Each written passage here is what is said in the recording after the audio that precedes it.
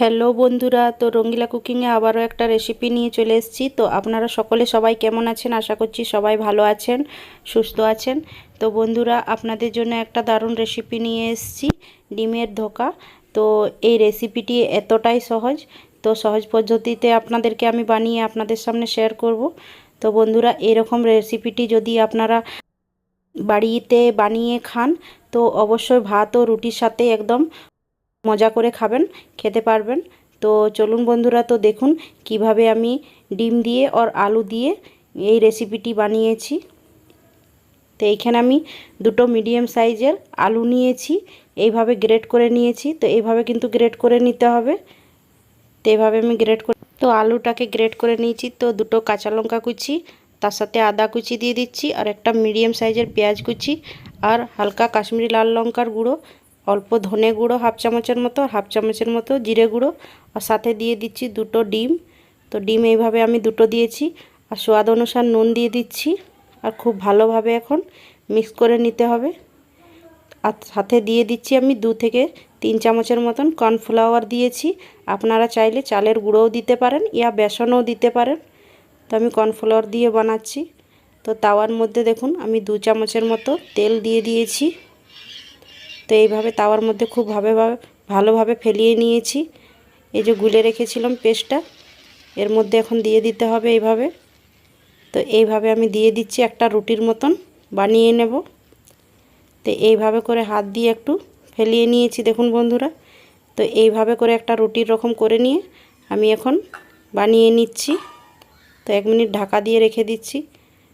তো 1 মিনিট পরে আমি ঢাকা খুলে দেখে নেব, এক সাইডটা খুব ভালোভাবে আমার হয়ে গেছে এখন। তো এক সাইডটা খুব ভালোভাবে হয়ে গেছে।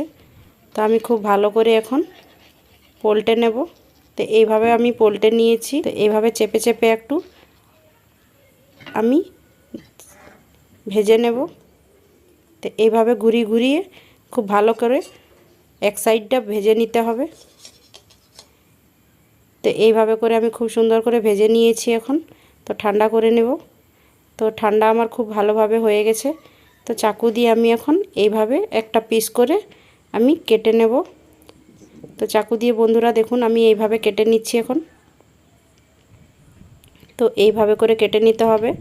তো এই রকমভাবে যদি এই রেসিপিটি আপনারা বানাবেন, ডিমের ধোকা, তো এই রেসিপিটি খেতে কিন্তু একদম ভাত ও রুটির সাথে অসাধারণ হবে, আর খেতেও খুব মজাদার হবে, আর বানানো খুবই সহজ।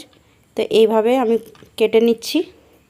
তো দেখুন বন্ধুরা আমি এইভাবে কি সুন্দর একটা শেপ দিয়ে একটু চৌকো চৌকো করে এইভাবে কেটে নিয়েছি। তো দেখুন এইভাবে করে কেটে নিয়েছি। তো খুব সুন্দরভাবে কাটা হয়ে গেছে। তো কড়াইয়ের মধ্যে আমি তেল আগে থাকতেই গরম করে নিয়েছি। তো তেলের মধ্যে দিয়ে দিচ্ছি 5 ফোড়ন, এখন দুটো তেজপাতা দিয়ে দিচ্ছি, এখানে 4-5টা কাঁচা লঙ্কা চিড়ে দিয়ে দিচ্ছি। তো কাঁচা লঙ্কাগুলো একটু ভেজে নেব। তো এইভাবে করে ভেজে নিচ্ছি কাঁচা লঙ্কাগুলো অল্প। একটা মিডিয়াম সাইজের পেঁয়াজ কুচি এইভাবে দিয়ে দিচ্ছি। তো পেঁয়াজ কুচি দিয়ে খুব ভালোভাবে ভেজে পরে আদা রসুনের পেস্ট দিয়ে দিলাম এইখানে। তার সাথে দিয়ে দিচ্ছি 1 চামচের মতো জিরে গুঁড়ো, আর 1 চামচের মতো ধনে গুঁড়ো, আর 1 চামচের থেকেও কিছু কম হাফ চামচের মতো কাশ্মীরি লাল লঙ্কার গুঁড়ো, আর হাফ চামচের মতো হলুদের গুঁড়ো, আর স্বাদ অনুসার নুন। আর তার সাথে দিয়ে দিচ্ছি অল্প করে একটু জল। শুকনো মশলা তো লেগে যাবার ভয় থাকে, কি পুড়ে যাবার ভয় থাকে, তো এই জন্য অল্প একটু জল দিয়ে খুব ভালোভাবে ভেজে নিয়েছি। আর দুটো সিদ্ধ আলু, মিডিয়াম সাইজের আলু 4 পিস করে কেটে নিয়েছি। তার সাথে দিয়ে দিলাম একটা মিডিয়াম সাইজের টমেটোর পেস্ট দিয়ে নিয়ে খুব ভালোভাবে এখন ভেজে নিয়েছি। তো ভাজা হয়ে যাওয়ার বাদে এখন পরিমাণ মতো আমি একটু জল দিয়ে দিচ্ছি।